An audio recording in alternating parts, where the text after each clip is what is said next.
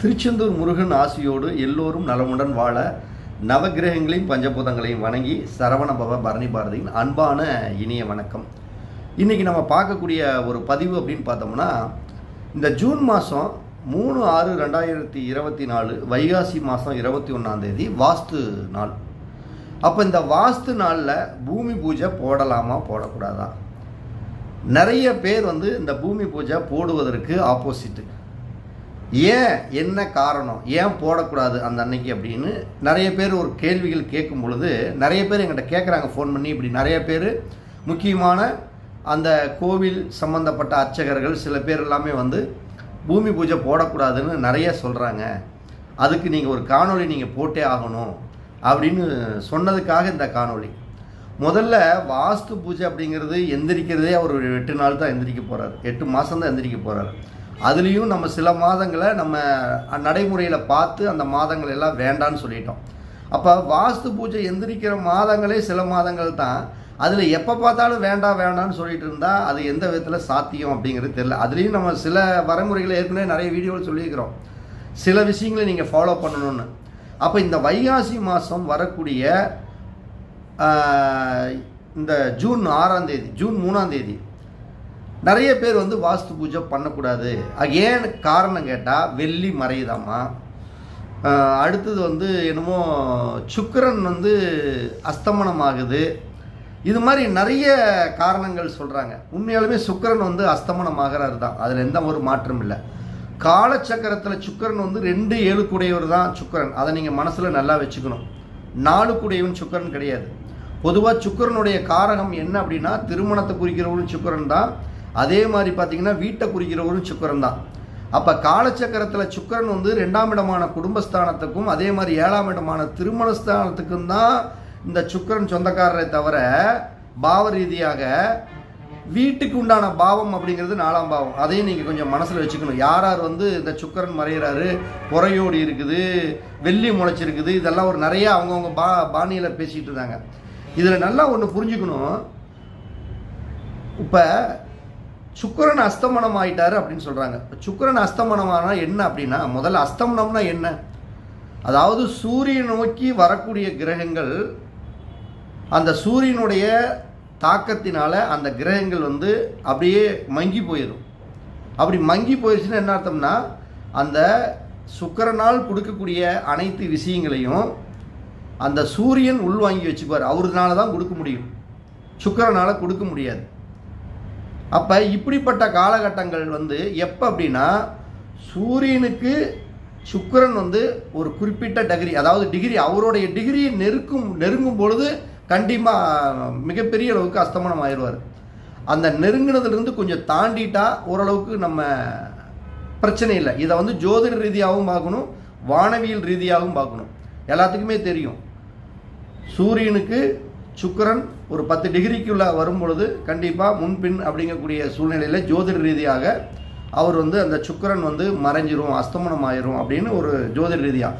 ஆனால் வானவியல் சாஸ்திர ரீதியாக அந்த சுக்கிரன் சூரியனுடைய டிகிரியை தொட்டு அதுக்கப்புறம் தாண்டினதுக்கப்புறம் அந்த சுக்கிரன் அதனுடைய காரகத்துவத்தை சூரியன் பெருசாக அப்படியே கண்டுக்க மாட்டார். அதாவது ஒரு லைட் அடிக்கிறோம், அந்த லைட்டுடைய பவர் நேராக கண்ணில் மூஞ்சியில் அடிக்கிறதுக்கும் பின்னாடி முதுகு பக்கம் அடிக்கிறதுக்கும் தலைப்பக்கம் அடிக்கிறதுக்கும் வித்தியாசம் இருக்குது. அப்போ மூஞ்சியில் அடிக்கிறதுங்கிறது நேருக்கு நேர். அப்போ வைகாசி மாதம் இந்த சூரியன் 21 அன்றைக்கி இங்கே எழுதியிருக்கிற பாருங்க, நான் எழுதியிருக்கிறதுக்காக தான் உங்கள்கிட்ட காட்டுறேன். வைகாசி மாதம் 21 அன்னைக்கு இந்த படத்தை பார்த்துக்குங்க. பூமி பூஜை போடக்கூடிய நேரம் பார்த்தீங்கன்னா 10:02 கிட்டத்தட்ட 10:38 வரைக்கும் சரியான நேரம் நம்ம கணிச்சு வச்சுருக்கிறோம். ஆனால் இந்த நேரங்களில் நம்முடைய சூரியனுடைய டிகிரி என்ன, அதே மாதிரி சுக்கிரனுடைய டிகிரி என்ன அப்படின்னா, சூரியன் இருக்கக்கூடிய டிகிரி 19 டிகிரி 26 மினிட். அந்த நேரத்தில் சுக்கிரனோட டிகிரி பார்த்தீங்கன்னா 18 டிகிரி 36 மினிட். அப்போ சுக்கிரன் அந்த நேரத்தில் சூரியனை நோக்கி போகிறார்.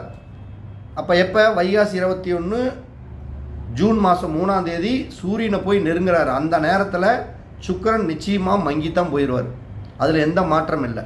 அப்போ இந்த 10-2 10-38 வரைக்கும் ஒரு ஜாதக கட்டங்கள் போட்டிருக்கிறேன் பாருங்க. இதுதான் அந்த நேரத்தில் லக்னம், இது எல்லாமே. இப்போ நான் ஏற்கனவே சொல்லியிருக்கிற ஒரு விஷயம், சுக்கிரன் சூரியனை நோக்கி போகும் பொழுது சுக்கிரன் அஸ்தமனம் ஆயிடுவார். அப்போ சுக்கிரனோட வேலையை சூரியன் தான் செஞ்சாகணும், அதை மனசில் வச்சுக்கோங்க. இப்போ இந்த 10-2 பார்த்தீங்கன்னா 10-38 வரைக்கும் என்ன லக்னம் விழுந்துருக்குதுன்னு பாருங்கள். லக்னம் சரலக்கணம் விழுந்திருக்குது. அப்பயுமே சரலக்கணத்திற்கு சரம்னா என்ன, ஓடிக்கிட்டே இருக்கிறது. அப்போ எப்பயுமே ஒரு வீடு கட்டுறது இது எல்லாமே நிலையான லக்கணமாக பார்த்து பண்ணணும். அதாவது ஸ்திரலக்கணமாக பார்த்து பண்ணணும், அல்லது உபயலக்கணம் ஏறி இறங்க இது மாதிரி இருக்கணும். அப்போ இது சரலக்கணத்தில் இருக்குது. நம்ம நிலத்தை குறிக்கக்கூடியது 1 2 3 4ஆம் இடம் தான். அப்போ 4ஆம் இடத்துல யார் இருக்காங்க, மாந்தி இருக்கிறாங்க. அப்போ மாந்தி 4ஆம் இடத்துல இருந்தால் நிச்சயம் வீடு கட்டக்கூடிய விஷயங்களில் கொஞ்சம் பாதிப்புகள், பின்னடைவு, வருத்தங்கள், சங்கடங்கள், போராடி வேலை செய்யக்கூடிய சூழ்நிலைகளும் கொடுத்துரும். அதனால நான் என்ன சொல்கிறேன்னா, சுக்கிரன் அங்கே வெள்ளி புறையோடிடுச்சுங்கிறதெல்லாம் கணக்கு வேணாம்.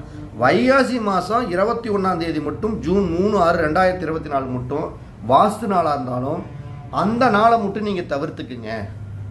ஏன்னா சூரியன் இருக்கக்கூடிய டிகிரியை நோக்கி சுக்கிரன் பக்கமாக போகிறனால சுக்கிரனுடைய காரகத்துவம் மங்கி போயிடும். சரி, அந்த நாள் தான் வேண்டாம், மற்ற நாளில் நம்ம பண்ணலாமா? கண்டிப்பாக வைகாசி மாதம் பூமி பூஜை போடுறதுக்கு சூப்பரான 3 நாள் ஃபஸ்ட் கிளாஸாக இருக்குது.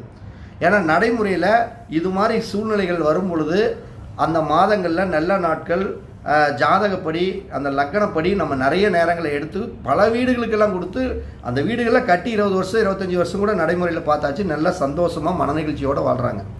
அப்போ வைகாசி 21 ஜூன் மாதம் நிச்சயம் பூமி பூஜை போட வேண்டாம். ஆனால் எல்லாருமே இந்த புறைய ஓடிடுச்சு, வெள்ளி முளைச்சிக்கிச்சு, குச்சி முளைச்சிக்கிச்சு, அந்த கதையெல்லாம் இங்கே பேசவே வேண்டாம், யாருமே பேச வேண்டாம். ஏன்னா காலச்சக்கரத்தில் 2ஆம் இடம் 7ஆம் இடத்துக்கு அதிபதி தான் சுக்கிரன். அப்போ திருமண வைபவங்களை பண்ணக்கூடியவரும் குடும்பஸ்தானத்தை அமைக்கிறவருக்கும் தான் காலச்சக்கரத்துடைய வேலை. இங்கே சுக்கிரன் 4ஆம் இடத்து அதிபதியெல்லாம் இல்லை. அப்போ வீடு இந்த மாதம் கட்டலாமா? சூப்பராக கட்டலாம், எந்த மாற்றம் இல்லை. 3 நாள் இருக்குது நம்மளுக்கு இந்த வைகாசி மாதத்தில். அப்போ என்னென்ன நாள் இருக்குது? 9/6/2024 வைகாசி மாதம் 26ஆம் தேதி ஒரு நாள் இருக்குது, 1. அதுக்கப்புறம் நீங்கள் அப்படியே எடுத்துக்கிட்டிங்கன்னா 10/6/2024 வைகாசி 28ஆம் தேதி திங்கக்கிழமை ஒரு நாள் இருக்குது. 12/6/2024 புதன்கிழமை வைகாசி 30ஆம் தேதி ஒரு நாள் இருக்குது. அப்போ இந்த 3 நாள் பூமி பூஜை போடுறதுக்கு ரொம்ப சூப்பரான நாள். வாஸ்து போடுறது, வீடு கட்டுறது நீங்கள் சிறப்பாக கட்டுங்க. ஆனால் இந்த 3 நாளில் நீங்கள் ஒரே ஒரு விஷயத்தை மட்டும் கவனிக்க வேண்டியது என்னென்னா, வீட்டுடைய பத்திரம் யார் பேர் இருக்குதோ, ஓனர் அத்தாரிட்டி ரிஜிஸ்ட்ரேஷன் யார் பேர் இருக்குதோ அவங்களுக்கு நான் அந்த சொன்ன 3 நாளுமே சந்திராஷ்டமம் வராமல் இருக்குதான்னு மட்டும் பார்த்துக்குங்க. இந்த 3 நாள் குடும்பத்தில் இருக்கிறவங்களெல்லாம் பார்க்காதீங்க. குடும்பத்தில் இருக்க பார்த்தீங்கன்னா யாருக்காச்சும் ஒருத்தர் சந்திராஷ்டமம் இருக்க தான் செய்யும். நான் சொல்கிறது பத்திரத்துடைய ஓனர் யாரோ அந்த ஓனருக்கு சந்திராஷ்டமம் மட்டும் இல்லாமல் இருந்தால் அந்த 3 நாளில் நீங்கள் ஏதோ ஒரு நாளை சூஸ் பண்ணிக்கங்க, எந்த மாற்றமும் வேண்டாம். அப்போ இந்த 3 நாளில் நல்ல நேரம் எப்போ, அது ஜாதக ரீதியாக ஜாதக கட்டங்களை போட்டு நம்ம ஆய்வு பண்ணி கிட்டத்தட்ட ஒரு நாள் ஃபுல்லாக பண்ணி தான் நம்ம உங்களுக்கு கொடுக்கணுங்கிறதுக்காக கொடுக்குறோம். அப்போ இங்கே பாருங்கள், 9/6/2024 இங்கே பாருங்கள், நல்லா தெரியும். 9/6/2024 வைகாசி மாதம் 26ஆம் தேதி அன்னைக்கு நாள் சூப்பரான நாள் பூமி பூஜை போடுறதுக்கு. யாருக்கு சந்திராஷ்டமம் இல்லாத இருந்துட்டால் இந்த நாள் நீங்கள் யாராக இருந்தாலும் போடலாம். நேரம் என்ன? காலையில் அதிகாலையில் 5:11 மணியிலிருந்து பிரம்ம முகூர்த்தத்தில் 5:42க்குள்ளே நீங்கள் தாராளமாக பூமி பூஜை போடலாம். இதில் பாருங்கள், அன்றைக்கி சூரியன் 24 டிகிரி 33 மினிட் இருக்குது. ஆனால் சுக்கிரன் தாண்டிடுறாரு. சுக்கிரன் அந்த நாளில் தாண்டிடுறாரு. எவ்வளோ வருது? 25.43. அப்போ சூரியனுடைய நேர்பார்வையிலிருந்து அப்படியே தாண்டி முதுகு பக்கம் போயிடுறாரு. பெரிய அளவுக்கு பாதிப்புகள் வராது. ஏற்கனவே சொன்னது தான், சுக்கிரன் அதனுடைய வேலையை சூரியன் தான் செய்யணும், ஏன்னா வேறு வழி இல்லை அப்படின்ட்டோம். அப்போ அந்த நேரத்தில் ஒரு ஜாதக கட்டத்தை போட்டிருக்கிறோம் பாருங்கள், தெரியும் பாருங்கள். என்ன லக்கணம்? ரிஷப லக்கணம். ரிஷப லக்கணங்கிறது என்ன லக்கணம்? ஸ்திர லக்னம். ஸ்திரம்னா என்ன? நிலைய நிற்கக்கூடிய லக்னம். அப்போ இந்த லக்னத்துக்கு 1, 2, 3, 4ஆம் இடம் பாருங்க. யாரோட வேலை வீடு? சூரியனோட வீடு. அப்போ நான் ஏற்கனவே சொல்லிக்கிறேன், சுக்கிரனுடைய வீடு சம்மந்தப்பட்ட வேலைகளை சூரியன் தான் செஞ்சாங்கன்னுட்டேன். அப்போ இந்த டைமில் 5:11 5:42 வரைக்கும் ரிஷப லக்னம், 4ஆம் இடத்து அதிபதி சூரியன் தான். சுக்கிரனுடைய வேலையை சூரியன் செஞ்சே தீர்வார். அப்போ இந்த நாள் வாஸ்து பூஜை செய்கிறதுக்கு ரொம்ப ரொம்ப சூப்பரான நாள். இடத்துடைய ஓனருக்கு சந்திராஷ்டமம் இல்லாத மட்டும் இருந்தால் ஓகே, நீங்கள் சூப்பராக பண்ணிக்கலாம். அதுக்கப்புறம் பாருங்கள், 10/6/2024 வைகாசி மாதம் 28ஆம் தேதி. இந்த அன்னைக்கும் பாருங்கள், சூரியன் 25 டிகிரி 29 மினிட்டில் இருக்கார். சுக்கிரன் 26.56 சூரியனை தாண்டிட்டார். அப்போ எந்த சூழ்நிலையிலும் நம்மளுக்கு பாதிப்புகள் இல்லை. முதுகு பக்கம் தான் பார்ப்பார், பெரிய அளவுக்கு பிரச்சனை இல்லை. அதே மாதிரி பாருங்கள், 10/6/2024 திங்கட்கிழமை அன்னைக்கு பார்த்தீங்கன்னா வைகாசி 28ஆம் தேதி 5:02 5:32 வரைக்கும் கிட்டத்தட்ட அந்த அன்னைக்கு வாஸ்து போடுறதுக்கு சூப்பரான நாள். டைம் பார்த்தீங்கன்னா 5:02 5:32. பாருங்கள், சூரியன் 25.29 டிகிரி மினிட்டு, சுக்கிரன் 26.56. அப்போ சுக்கிரன் தாண்டிட்டார்.